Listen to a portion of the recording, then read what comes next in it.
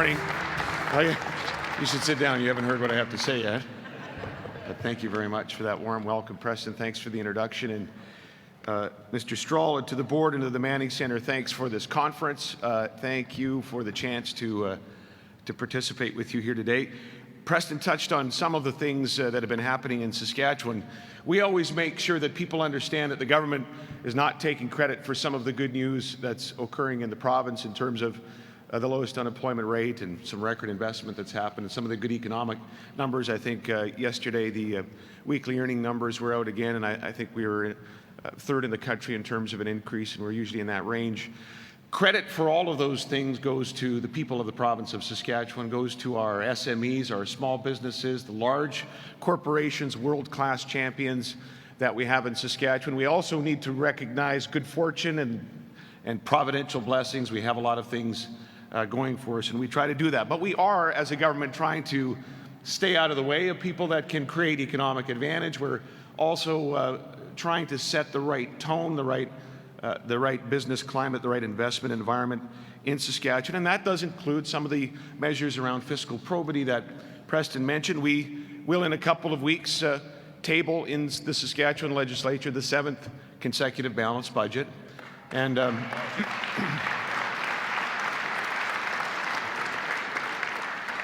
it's my observation this morning that none of them balanced themselves.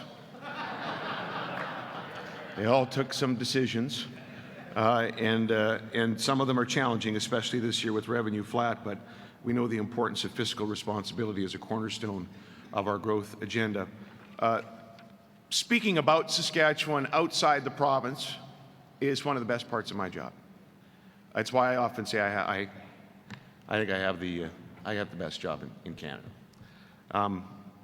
Some of my staff, because they're unhelpful, wanted to test that thesis, and they actually determined that I don't even have the best job amongst people named Brad Wall. There's a Brad Wall that's a pro bass fisherman in the United States, doing pretty well. There's a Brad Wall who's a pretty good mixed martial artist. There is a Brad Wall who is on the Australian PGA. He's a professional golfer. And maybe most troubling of all, we found in the Wall Street Journal reference to a Brad Wall, and I'm not making this up, who is the senior vice president of Krispy Kreme donuts. He is responsible for the supply chaining for the donut company, and so this takes him all over the United States, where he must ensure the logistics of donut sales and apparently test the donuts. And for this, he makes $1 million a year. So I now know how 30% of the people of Saskatchewan feel, because I hate Brad Wall too. I should also bring you greetings this morning on behalf of Rider Nation. I'm not sure if you've heard, but we won the Grey Cup this year. And the Rider Nation is a goal-oriented nation. And we've set a goal to be insufferable for the rest of this season, and I think we may be, yes, thank you, Deb says we're doing well, especially in places like Winnipeg and Calgary and Winnipeg, if I haven't mentioned them. Some people have pointed out to us, by the way, that, before you get all about the Riders, you've only won 4 championships in the 101-year history of the CFL. This is true, but we always point out that since 2007, since the government changed, we've been in 4 and we've won 2. And some have pointed out to me, by the way, that the Saskatchewan Roughriders have never won a Grey Cup during the 47-year rule of the CCF NDP.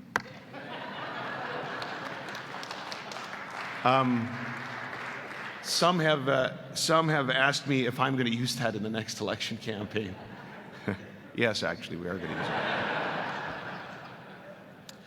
So, ladies and gentlemen, the context for my remarks this morning is the simple premise that today we live in a world where the fastest growing economies in that world prize food security and energy security. Their middle classes are growing rapidly. They are demanding ever more protein-intense diets, new technologies, modern comforts, better transportation. So in that world, and forgive me the use of this too oft applied rhetorical device, but in that world, I want to tell you about a place. This place is the 6th largest producer of crude oil on the planet. It has the 3rd largest proven oil reserves on Earth. It produces in any given year 15 to 20% of the world's supply of uranium and the richest grade of uranium you'll find anywhere in the world. It is a home to energy innovation, proving to the world even that clean coal is not an oxymoron, focused on technologies for sustainable energy development. This place also, by the way, in this context this morning, has land, and a lot of land. The 3rd largest number of arable acres per capita on the planet. This place is the 3rd largest wheat exporter in the world. It produces 51% of the world's lentils. Think about that in those fast-growing economies that want protein replacement. Half of the lentils on Earth come from this place. 48% of the world's pea exports. 43% of the world's mustard exports. 15% of that comes back and ends up, I think, on my ties. 42% of the world's canola seed exports, 41% of the world's canola oil exports. This place produces 30% of the world's flax seed exports, and it is home to 45% of the known reserves of that very strategic fertilizer, especially in those growing economies, known as potash. 45% of the world's reserves. It's home to, yeah, we should clap for that. It's home to leading agricultural technologies, biosciences, life sciences, yes, GMO technologies that are helping to feed a hungry world. Remembering again the context this morning, the fast-growing economies of the world want food security and energy security. This place must be well positioned, wouldn't you think? This place must have a very bright future ahead of it, given that context. Never mind whatever other resources it might have, just in terms of these 2 areas, its future is bright. But I think there's something a little troubling about that place this morning as well. Some of her leadership, some of her quote-unquote elite, are not very comfortable with some of these facts, it would seem.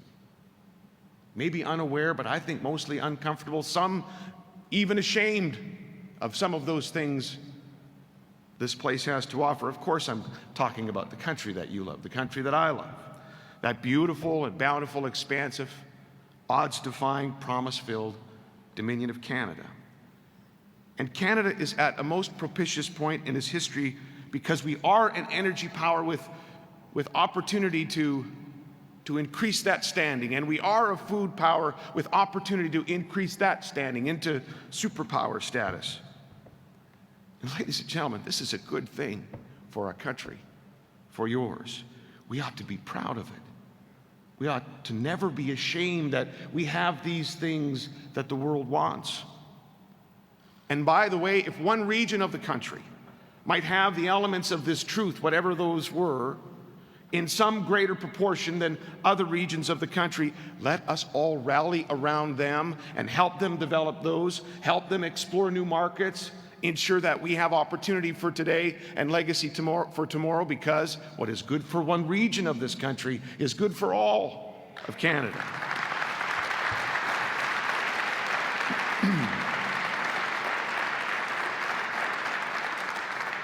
In Saskatchewan, we do not yet have any commercial oil sands development. We have the geology. Our energy minister is here. He's been working with Cenovus. They have a play up there. They're looking at it, but we do not yet have a commercial play for oil sands in northern Saskatchewan. But we are glad that Alberta does. We are proud that Alberta has this resource. We are proud that Alberta companies, together with the government, are working to ensure that it is sustainably developed. It puts us on the world energy map in a big way. It's why we have the 3rd most proven reserves on Earth. We should all be proud of that. In Saskatchewan, we're the 2nd largest producer of oil in Canada, and we have a large share of the Bakken Formation. The Bakken Formation, according to the U.S. Geological Survey, is the largest conventional play in North America, bigger than Prudhoe Bay. One that we share grudgingly with Montana and North Dakota. We're trying to take care of that through horizontal drilling, but But I hope you're proud of that. I hope the rest of the country sees this as an asset for all of Canada. We have the richest uranium on Earth, and that's 17 to 20% of it. We think this is a good thing. It ought to be a source of pride as we sustainably develop it. And 45% of all the world's potash in this completely contrived place that's hard to spell and easy to draw, the province of Saskatchewan, in a world that wants that strategic fertilizer. We hope the country would be proud of that. Today, China is growing at a sluggish 7.5%. The ASEAN, 5.1%. Indonesia is about 6.2% at 230 million people. India, 5.4%. They need, and they will need for some time, the building blocks of a growing economy, energy. Consider then the opportunity for us in this country. Consider the opportunity right at our Pacific doorstep. We are an energy power. We ought to be aspirants to be an energy superpower, and then we ought to talk like it, and we ought to act like it. According to the United Nations, the world will have to grow 70%, think about this now, 70% more food by 2050 just to keep up with population growth. Consider then the opportunity right at our Pacific doorstep, right at our Atlantic doorstep. We are a food power. We ought to be aspirants to being a food superpower. Then we should act like it. We should claim it. We should boldly stake a claim to these things and work that claim as though we were amidst a rush of Yukon proportions. And we need to refute, or maybe at best politely ignore, those who opine against boldness in our country. Those who say it is un-Canadian to make such claims, let alone to act on them. I think they have forgotten that our country was built against every continental tendency, built across unimaginable distance and terrain, bridging deep and dangerous chasms in language and religion and culture, built effectively by a railroad, a state crafter from Kingston, a couple of cases of Madeira, and epic boldness, audacity. You know, a few years ago, our country was getting ready to host the Vancouver Olympics. The Canadian Olympic Committee introduced a new program, and you know, it was considered a departure. I don't know if you remember the debate that ensued. It was called On the Podium. They had a detailed plan about improving Canada's Olympic performance. They were going to identify those things we could excel at. They were going to resource them and support our athletes. And it was going to start with an attitude, or maybe more accurately, an attitude change. It was about believing that our country and her athletes could be the best in the world. I've never understood why, but this made a lot of people very uncomfortable. You'll recall that when On the Podium was first announced, there was some hand-wringing and some tut-tutting, and people did say that it seemed to be a little un-Canadian. Here's an example. During the Canadian Olympics, the Canadians were saying "on the podium," and I put out something that said, "Oh, it's a bit brash to say. It's a bit un-Canadian. It's a bit too brash to say on the podium." I don't want to pick on Margaret Atwood. She was not the only person saying these things. There were others. But I wanted to show you that clip for two reasons. First, I know Margaret Atwood will be excited that she spoke to the Manning Conference this year.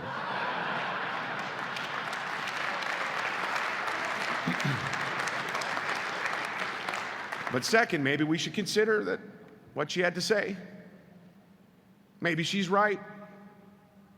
See what you think.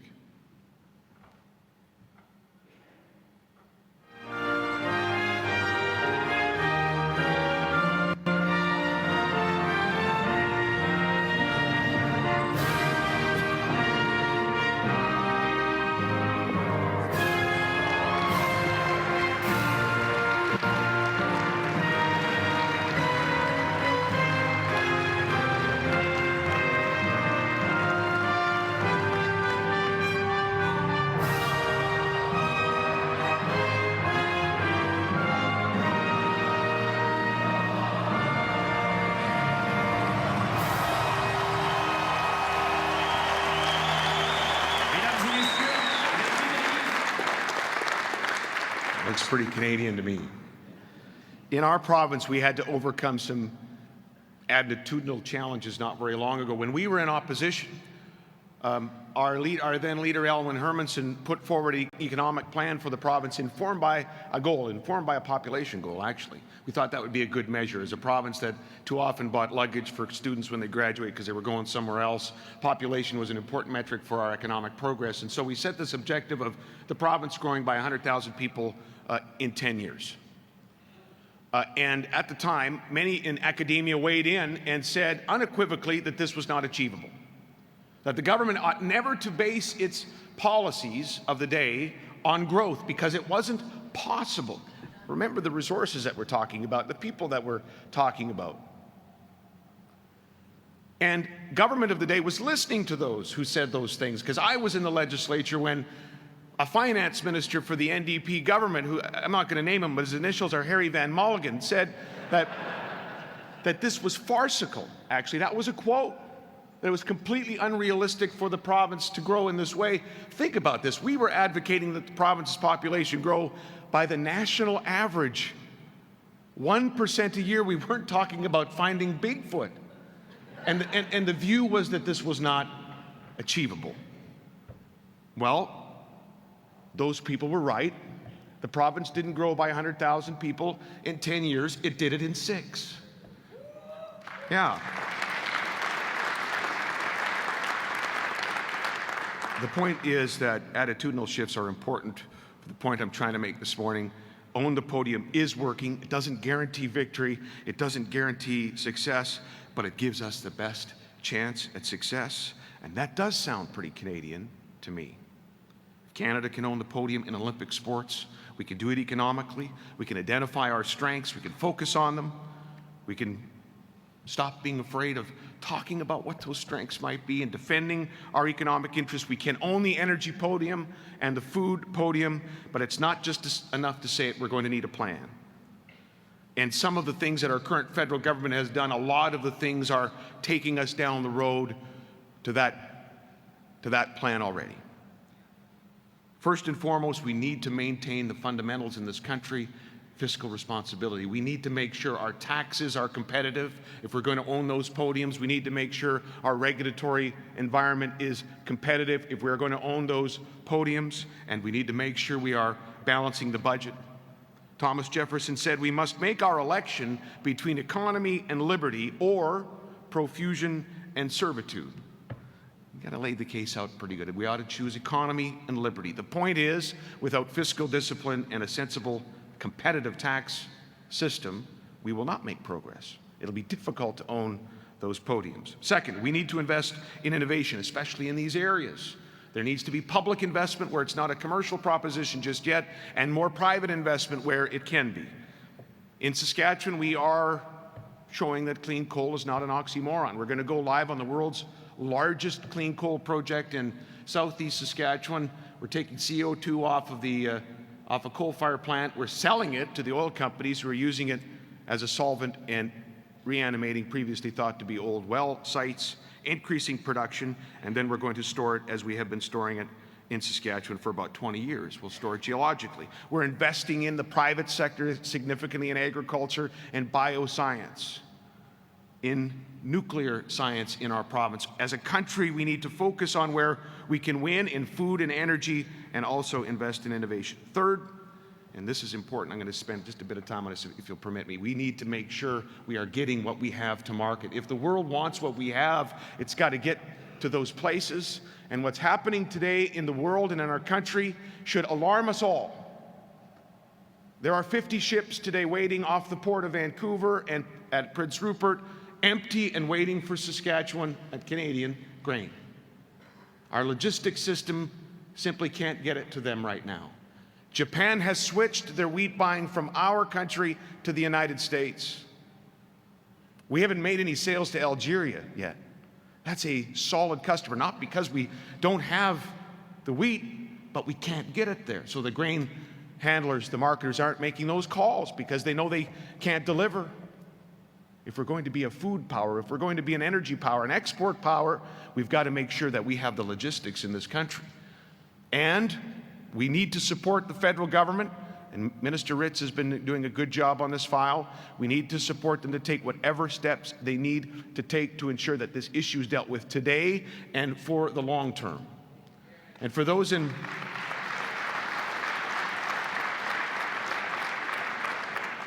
who aren't that familiar with agriculture, maybe they live far away from it, this underscores both Canada's ability to produce world-class crops in terms of volume and quality and how it impacts people.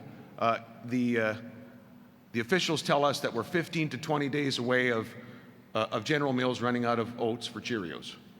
15 to 20 days away because they can't get it. We're a principal supplier of that crop. And I don't know about you, but I like Cheerios.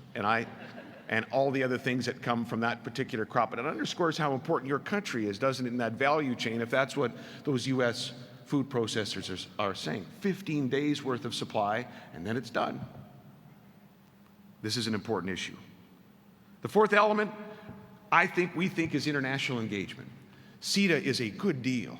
Credit the federal government for herding all the provincial cats and all the sectors and all the industry to conclude an historic trade deal with the European Union. It's going to be great for agriculture. At our request, the federal government also has removed restrictions on uranium investment in our province from companies in Europe. We think that might mean about $2.5 billion in added investment in greenfield projects in Saskatchewan. It's a good deal, but folks, if you like free trade with Europe, you're going to love freer trade with Asia. And so we need as a country to pivot to Asia, to conclude the next trade deal there, and it looks like it's South Korea. And we need to make sure, ladies and gentlemen, that there isn't one particular sector of the economy in our country that holds up an important first Asian trade deal in South Korea. And when that deal is over, let's get on to the next one. And let's encourage the federal government to pursue their multilateral intentions at TPP and with the ASEAN region. In 5 years, the combined Asian economies will be a third larger than the EU economy. Between 2010 and 2025, Asian populations are expected to grow by 550 million people, while Europe is going to decline. You know, we always quote Wayne Gretzky. Remember when he said, well, I was pretty good at hockey because I anticipated where the puck was going to be rather than where it was? We quote him, and then we really don't do anything about it. The puck's been in Asia for a long time. It's going to be there, and so the steps the federal government has currently taken need to be encouraged and accelerated so we can conclude those agreements. Engagement, by the way, also means that we as Canadians need to be ready to engage in the debate. Sometimes they're controversial, that comes from increased trade in energy and food, whether it's about bitumen or whether it's about GMOs. As Canadians, we understand what John Adams said when he mentioned that facts are stubborn things. We need to start, though, defending the facts and articulating those facts in these debates that are occurring now here in our country and in our customer countries. Facts like, in the context of Keystone, facts like that there are today 80 pipelines carrying hydrocarbons between Canada and the United States, and they've been doing it for years, right under Daryl Hannah's nose. It means pointing out to Martin Sheen and Neil Young and Robert Redford and other technical advisors to the administration that there is not another country on the planet that is an energy-producing country that is investing more per capita or by any other measure from a public sector and a private sector in improving the sustainability of energy development. There simply isn't. You won't find one. There's not one investing more on in terms of habitat, reclamation, and innovation in energy, and we should tell somebody that as they're making these decisions. It means pointing out, by the way, also that our energy competitors, because if you're not buying from us, you're buying from someone else, in many cases do fail in unspeakable ways the cause of humanity, the cause of human rights and liberty, and that they have little to no public or private interest, frankly, in the environmental issues around energy development. We need to use the facts. Where we can, we should use a bit of humor. About a year ago, I was in Washington lobbying on the Keystone, and Martin Sheen, for whatever reason, was in Saskatchewan at a conference, and the media scrummed him and asked him, what do you think of the fact that the Premier is in Washington lobbying for Keystone? Do you have a message for him? And he said, yes, I do. And here's what he said to me through the media. He was talking to me. He said, don't do this. lobby for Keystone. It's not going to be something you're going to be proud of in the future. And I heard that and I thought, I hope you said that to Charlie, actually, at some point. That probably would have been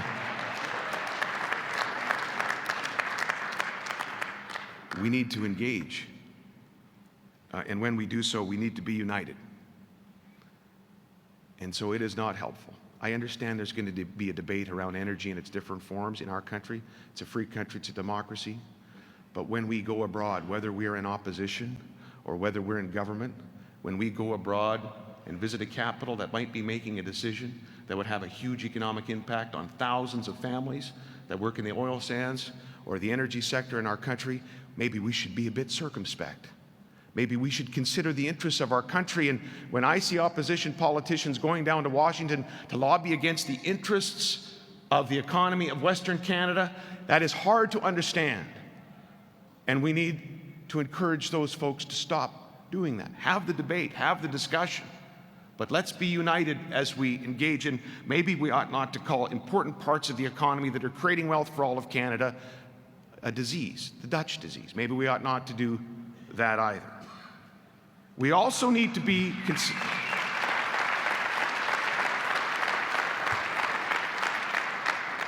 as a country, we need to be as consistent as possible when we engage. I am grateful that the leader of the third party supports Keystone. We should all be, because this is this unity we're talking about in consensus. We should support this fact. But I do not know how you can support Keystone and be against Gateway. I don't understand how you can make that argument, especially to our American friends. How do you advocate for Keystone XL, which is a pipeline carrying bitumen across the United States to the ocean, but be against Gateway, which was a pipeline carrying bitumen across our country to the ocean? And I've had this put to me by the chairman of the Senate Energy Committee when I was there last March. He said, oh, you want us to approve Keystone? You can't even get Gateway approved. And I didn't have a real good answer for that. I don't think the story about the sun and the wind is going to cut that. I think we need to be consistent when it comes to these issues of energy transportation. Ladies and gentlemen, I just believe that we should be very hopeful about the future of this country if we get some of these things right. I believe we can be an energy superpower. I believe we can be a food superpower. And there's many other things we will offer the world, but I want to focus on these things today. We need to claim that, though, first as a goal, and then act on it. And in order to act on it, we're going to need political license from our fellow citizens. We're going to need their support. We're going to need to ensure that they agree with this plan, that they like the action points to get us to where we need to be. And I want to close with this. We as free enterprisers aren't very good at explaining the why, frankly. As I say, we're not very good at finishing the sentence. The sentence that starts with, I believe in these free enterprise principles because it will grow the economy, because, and sometimes we talk about the GDP and maybe we get to jobs and that's not even quite good enough, but I don't believe we're able to finish that sentence, to explain the why to people, why we would want them to come along on this journey and implement these policies and aspire to these goals. We're working hard in Saskatchewan to be able to finish the sentence. In Saskatchewan, there's a fellow named Gordon Iashapi. He's a real person. Gord is a graduate of the Saskatchewan Indian Institute of Technologies. Since 2007, our government has increased funding to that school by 47% because they get results. They connect graduates with jobs. Gord is from the Carry the Kettle First Nation. He became a journeyman electrician 2 years ago. He passed his Red Seal test with a mark of 85%.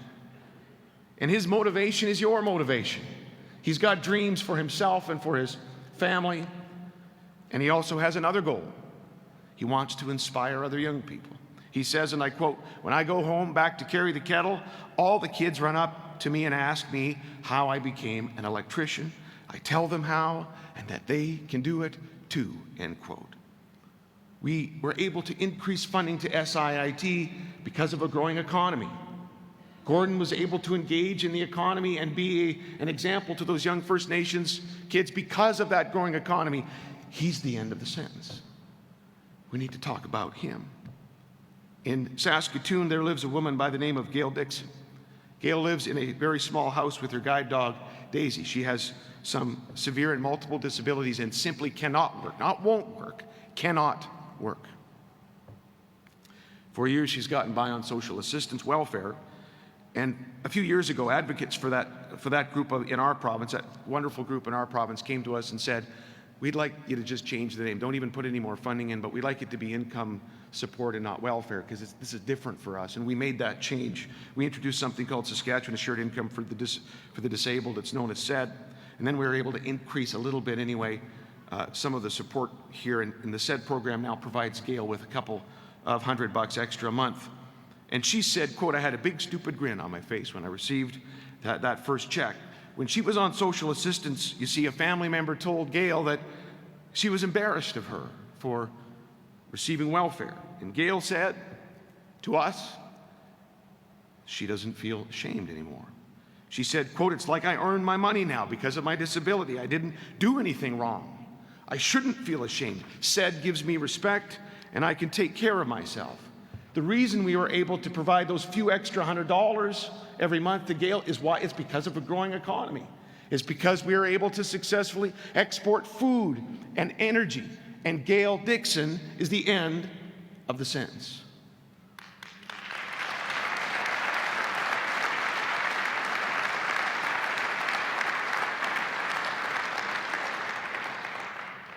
They're the end of the sentence, Gord and Gail, and they're the reasons that we should be bold.